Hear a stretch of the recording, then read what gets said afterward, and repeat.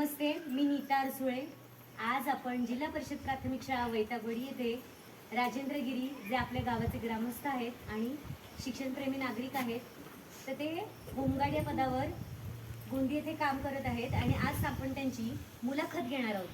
तर आपला जो अभ्यासक्रमाचा भाग आहे, पाठ्यपुस्तकाशी निगडीत आपण आणखी काय शिकतो, आपण नवीन आपल्या आजूबाजूला परिस्थितीत काय आहे, गावात काय आहे, याची आपण आज माहिती घेणार आहोत. तर ते एवढं चांगलं काम करत आहेत देशासाठी होमगार्ड म्हणून, आणि एक हे देशप्रेमाची भावना त्यांच्या मनात जी काय आहे ती आज आपण आपल्या प्रश्नांमधून माहिती घेऊन विचारणार आहोत. चला तर आज आपण त्यांची मुलाखत पाहूया. नमस्ते गिरी सर.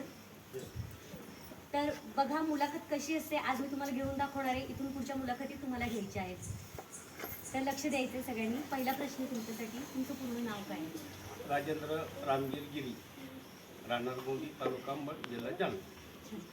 आणि तुमचं शिक्षण काय झालेलं आहे? 10वी. मग तुम्ही होमगार्ड होण्यासाठी काय केलेलं आहे? होमगार्ड होण्यासाठी काय केलेलं म्हणजे तुम्ही अर्ज भरले असतील, हो. तुमची मुलाखत झाली असेल, तुमची परीक्षा झाली असेल. झालेली ना, परीक्षा झालेली. होमगार्ड होण्यासाठी त्यावेळेस समजा कुठली भरती व्हायची असेल तर त्यावेळेस काय एवढं म्हणजे जास्त काही हे नव्हतं, एकदम सोपं होतं. कसं होतं समजा त्यावेळेस आम्ही भरतीला 1994ला भरती झाली होतो ना, तर आष्टीला जाणार होतो. आष्टी दत्तोडा आष्टी म्हणून गाव आहे तिथं.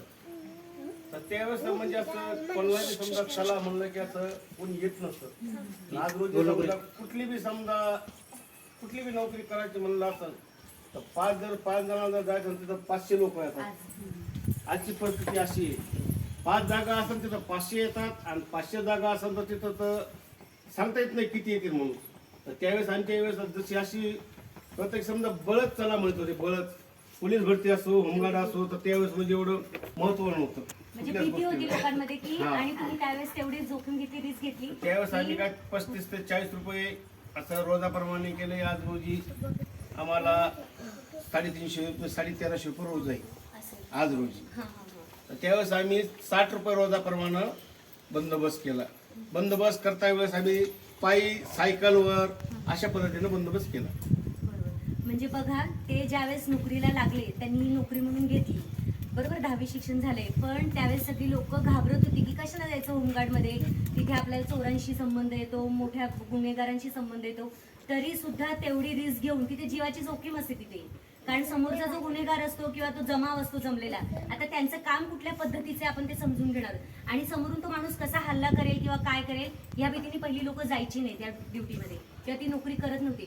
पण आज आपल्या गावामध्ये ते एकटे असे आहेत की तुम्ही होमगार्डची ड्युटी करताय, म्हणजे ते घाबरतच नाहीत कोणाला. हे लक्षात येते ना आपल्याला.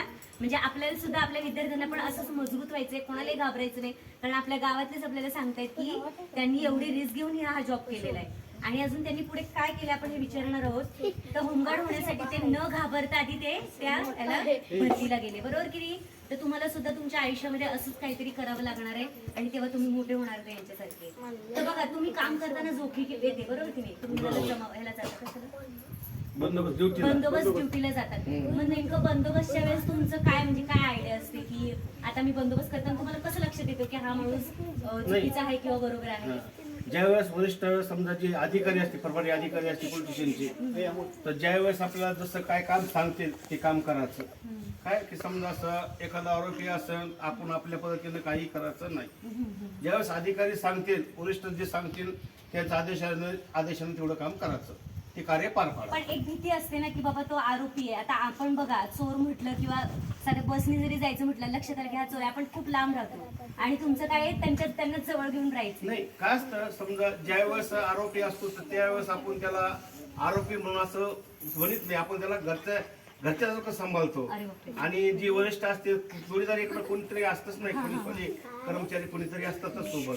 तर त्यावेळेस काय असतं की त्याला विश्वासात घेऊन बाबा असं करू नये, काय असं करू नये, असं केलं ना असं होतं, म्हणजे वरिष्ठ सदस्य सांगतात ना आपल्याला सुरुवातीला, तर त्यावेळेस आपण त्याला तसं बोलून समजा कुठपर्यंत कोर्टापर्यंत जाणं, मग कोर्ट पुढं काय असते ठरतं ते ठरते ना. आपल्या सगळं जोडीदार असते ते एक जण, स्वतः आपण वैयक्तिक मी एकलाच नसतो ना. आता बघा त्यांचं काय झालं, म्हणजे ते म्हणतात की एखादा चोर असो काही असो, त्याची काही मानसिकता असली तरी ते त्याला समजून घेतात समोरच्या माणसाला, बरोबर ना? तो आरोपी असू दे, तो मोठा गुन्हेगार असू दे, ते त्या समोरच्या माणसाला समजून घेतात की नेमकी त्याची काय अडचण आहे, त्याला समजावून सांगतात. म्हणजे तो ज्या मानसिक परिस्थितीतून आलेला असेल तर त्याला तिथे काय करतात, ते त्याला पहिलं शांत करतात, बरोबर ना. आणि त्याला आपलंसं करून घेतात की नाही बाबा तुला इथे काहीतरी मार्ग मिळेल आणि तुला न्याय मिळेल ह्या दृष्टीने त्याच्याशी वागतात ते. आता आपलं काय होतं, कोणी आपली वस्तू चोरली होय की नाही, पेन्सिल घेतली, काय करता तुम्ही, लगेच मारायला लागतात होय की नाही. ते तसे करतात का, ते कुणालाही गुन्हा करून जरी आले तरी ते तसं करत नाही. ते समोरच्याला समजून घेतात, काहीतरी कारण असेल त्याचं म्हणून त्याने तसं केलं असणार आहे, म्हणून त्याला मारायचं नाही, उलटं बोलायचं नाही. तर त्याला उलटं समजून घेतात ते की का बाबा असं केलं असशील तू, याच्यातून काय मार्ग निघेल. म्हणजे ही सुद्धा एक गोष्ट आपल्याला आयुष्यात शिकण्यासारखी आहे की प्रत्येक समोरच्या माणसाला त्याने आरे केलं म्हणून आपण कार्य करायचं नाही. तर ह्यांनी जसं सांगितलं की नाही, आपण तो किती मोठा गुन्हेगार असला तरी आपण त्याला समजून घ्यायचं आहे की त्याची काय अडचण असेल बाबा, होय की नाही. तुम्हाला सुद्धा असंच करायचं आहे. चला आता पुढचा एक विचारूया की मग हे कायदा सुव्यवस्थेच्या गोष्टी तुमच्या बरोबर ना, म्हणजे कायदा सगळं समाज शांतपणे चालला पाहिजे. जर तुम्ही हे नाही केलं तर समाजामध्ये काय होईल, भांडणं होत राहतील, रोज अनागोंदी होईल, सगळा कारभार सगळा हा शासनाचा बिस्कटून जाईल आणि हा समाज चालणार नाही. म्हणून यांची खूप महत्वाची भूमिका आहे. कारण एखादा चोर किंवा एखादा गुन्हेगार एखाद्या गावात राहत असेल तर तो रोज चोऱ्या करेल, सगळ्या माणसांना त्रास देईल, त्या गावात लोक राहणार नाहीत. पण हे पोलीस आहेत, होमगार्ड आहेत, म्हणून ते काय करतात, तिथे लक्ष ठेवतात, कायदा सुव्यवस्था हे ठेवतात. तर मग तुम्ही कायदा आणि सुव्यवस्था मुलांना काय सांगाल की कायदा काय असतो किंवा ते नियम काय, आता गरजेचे आहेत ते, तर ते नेमकं कायदा काय, एखादा कायदा सांगा की चोरी केली तर त्याची काय शिक्षा आहे, किंवा खोटं बोललात तर काय.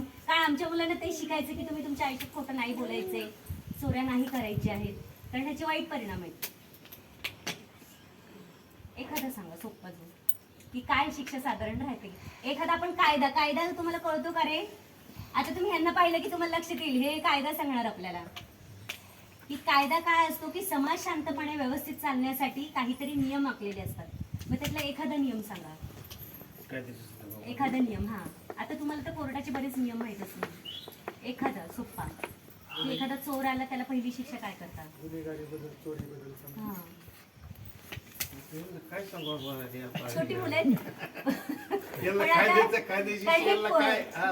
समजा काय म्हणजे पाचवीच्या आतमधले मुलं येते, पाचवीच्या मुलाला त्यांना कायद्याचं काय ज्ञान राहणार नाही ना, पण कायदा असतो, कायदा असतो बरोबर आहे, पण पहिली ते चौथीपर्यंतच्या मुलांना काहीच माहित नाही. नसतं आम्हाला ना. ह्याच्यामध्ये आहेत ना, शारीरिक म्हणजे नागरिकशास्त्रामध्ये आहेत ना 5वीला, होय की नाही. नाही, कायदा पाचवीचं ठीक परिसर आहे. अभ्यासात पण आहे की समाजा कायदा व्यवस्थेने व्यवस्थित चालतो.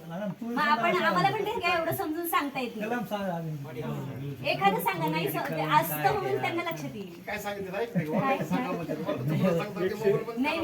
हो, हा. एखादी चोरी केल्यावर साधं सांगा की काय गुन्हा होतो,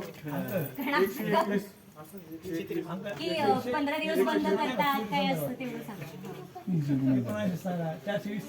हा 420 सांगा. हा बरोबर, बघा त्यांनी छान सांगितलं.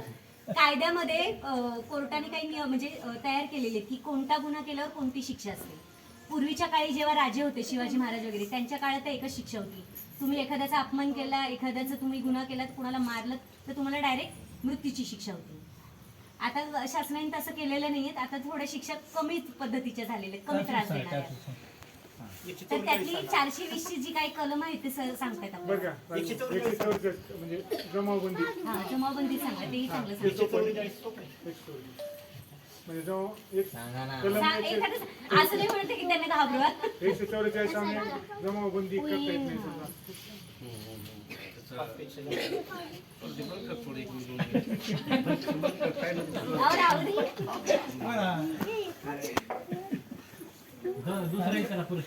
नाही नाही, एक कायदा सांगू द्या की मुलांना कायदे असतात ते लक्ष देईल.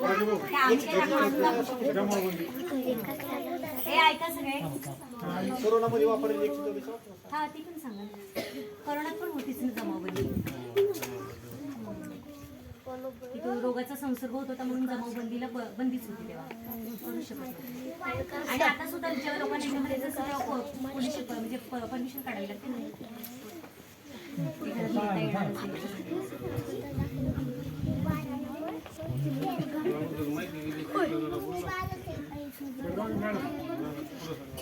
बघा तुम्ही सांगा ना, असले म्हणून सांगा फक्त 420.